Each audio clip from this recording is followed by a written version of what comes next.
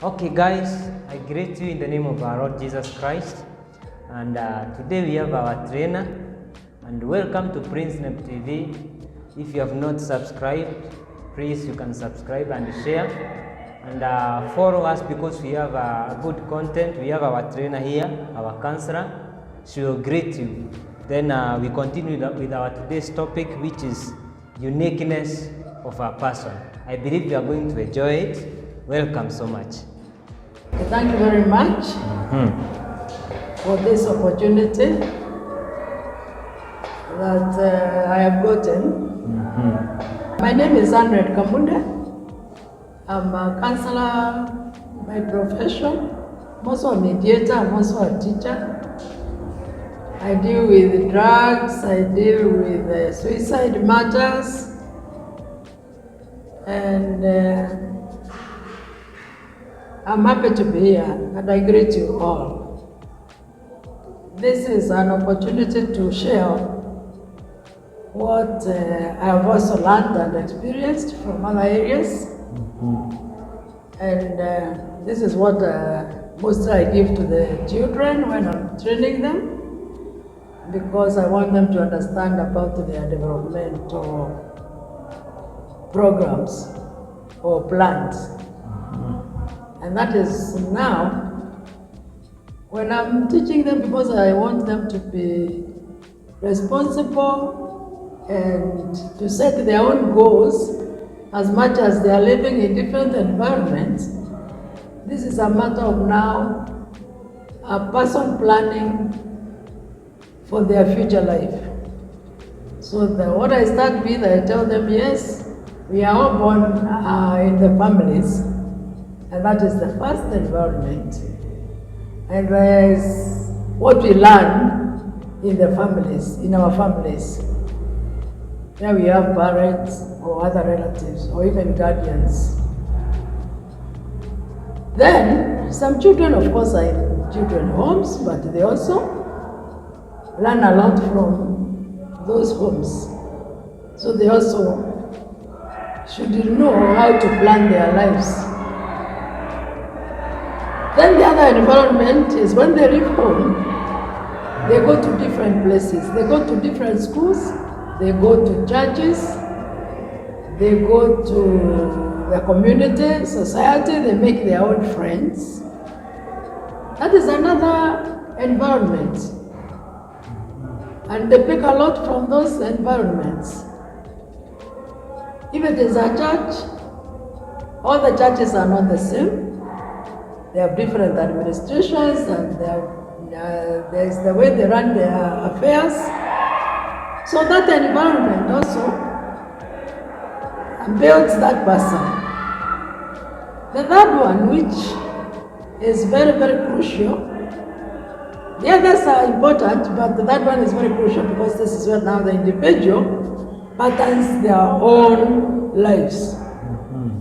They set their own goals. They program themselves. And slowly, just the way a child starts learning to walk, nobody tells the child how to walk, but they start walking slowly, sit down on their own, stand up on their own, start walking on their own. Even in the other areas of development, the individual is patterning their life. And this happens in 4 areas of development, like the way Jesus grew in wisdom, in stature, in favor with God and man. So the first one is cognitive development, the reasoning capacities, the intelligence, the making of decisions. We call it in psychology cognitive development. And then when we are talking about Jesus, we are talking about wisdom. Because you need to have that wisdom to be able to know what to do, to choose what you want to be. Then the other area is physical development. And physical is talking about the body. The body needs to be taken care of. The basic needs like food, good health. The body needs exercises. The body needs to rest. And also the body needs to eliminate things from the body and others. The other third one is, in psychology we talk about moral development. And when we come to Christianity, we talk about Jesus was loved by God. He had favor because he obeyed God. He did what God the Father was telling him. So that is spiritual. When it is psychology, it is moral development, where you also need to have morals, to create morals. The other one is social development, whereby you have gone to school, you have learned informally and formally, you've taken care of your stature, you understand the spiritual bits. Then the other one is the socializing, how you relate with other people. If you look at young children, there's the way they start socializing, they copy. One can be a mother, the other one a father. The disciplines that they use, they start socializing very early. So as they are growing up, according to different stages of development, if they have been taken care of well, knowledge-wise, educated well like Jesus, then they'll be able to make the right actions when they are socializing. Well, this one, another one may fall under the social, is emotional development, where we need to ask, why do people laugh, become happy, get angry, they cry? All those emotions are there. But at the end of it all, it is how we respond to a human being when they are going through these challenges that matters. Do we listen to them? Do we take care of them? Do we guide them? Or do we brush them off? So that we build a person who is responsible and mature emotionally. All these areas are very necessary. If you miss one, for example, if you miss the physical or the social, then you become,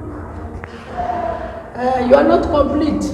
Something is not good, something is not going to be okay. So you need all of them.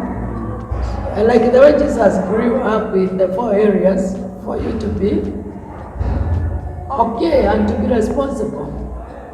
So that when you have patterned your life, at the end of it, who do you want to be in life? How do you do it? And how do you relate with people? So that we deal with the law of God, love God and love man. And I think as for now, that is the most important areas that I've given when it comes to the uniqueness of a person. Yeah. Oh, so thank you so much. You have talked about the family, and sometimes we are in bringing up children. Where do parents fail most? Because you have that experience. Yeah. I am at the moment doing a research on what you have just asked me, and where the parents, I wouldn't say that they fail, because every parent means well for their child. Yeah. Most of the parents. But there is one thing that we miss, we have missed in our education. I did religious studies at the university, and I realized when children were growing up, by the time they were reaching age 12, like Jesus reached age 12 and he went to the synagogue, when the mother was asking him, why are you doing this to us? And Jesus was asking, didn't you know I had to be in my father's house? So even today, the African religious studies, I learned that there's something that we are missing today. Because children, when they reach age 12, the girls were being taken to trained women, to train them how to be women. Boys were given to elders to train them to be men. So you could not hear of things like sex before marriage because they are being prepared, even for the protocols of marriage. You could not hear of divorces because these two elders, both for men and for women, there were any issues. They would sit down and resolve the issues. And it was a society thing. So today, when the Christianity came, and you know the Christianity is the one which brought education. That one seems to have not been taken care of. And we need to think about it. So the parents now are bringing children up like guinea pigs in the laboratory, trial and error. And so it's not that they are doing anything wrong, it's because they don't know. And therefore we need to have education for the parents. We need also to have the family pillar in the Constitution.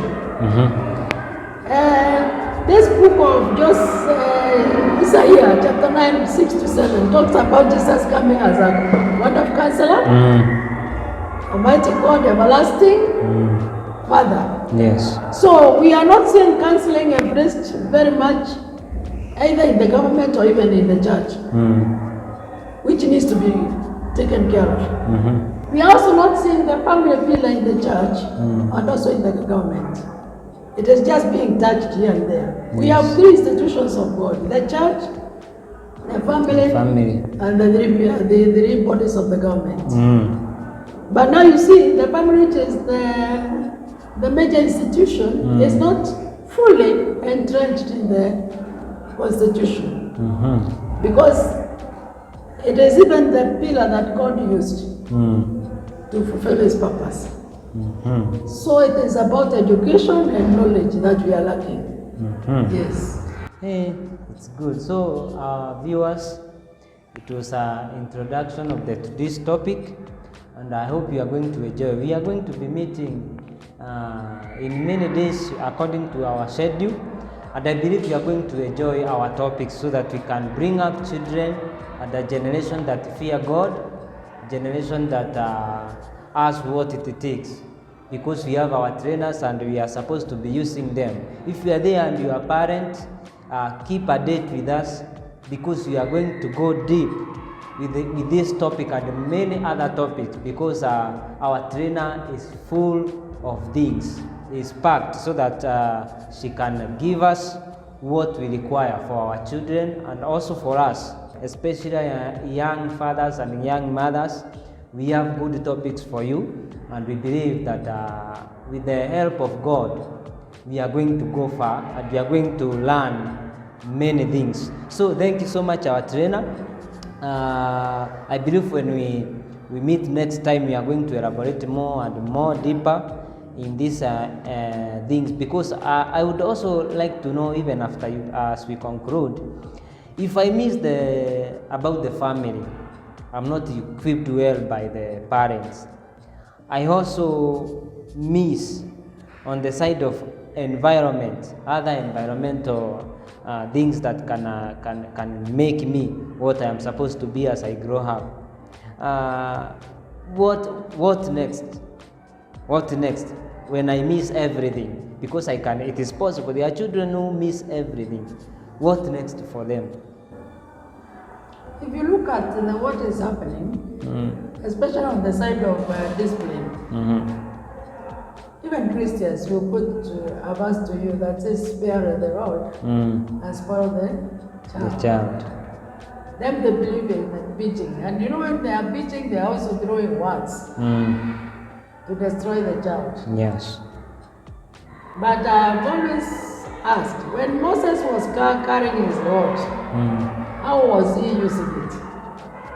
It was for guiding, not beating. God was guiding him what to do with the rod. What should happen is, if the children are just left like that, even today you can see, that is why we are having a lot of drugs, we are having a lot of what we are talking about today, LGBT issues, because there is no guidance, there is no knowledge. And there is a theorist who is called Sigmund Freud, who said, even the way the Bible says, train have found the way to go. Freud give it up to 12 years. So by the time the child is reaching 12 years, and they're given enough knowledge, you are preventing a lot of danger. And this is even the age that Jesus, where it shows that the parents were taking him to the synagogue so much. So he was left there now wanting to understand what these things the mothers were teaching him. He was now there with all that knowledge using it. They did not find Jesus in the drugs places because that is where they were guiding him to go. And he wanted to know more of that. So the danger is if there is no education, there is no knowledge, there is no prevention, no knowledge, definitely people will get lost. My people perish because of lack of knowledge. Yes. How will they know if they are not taught?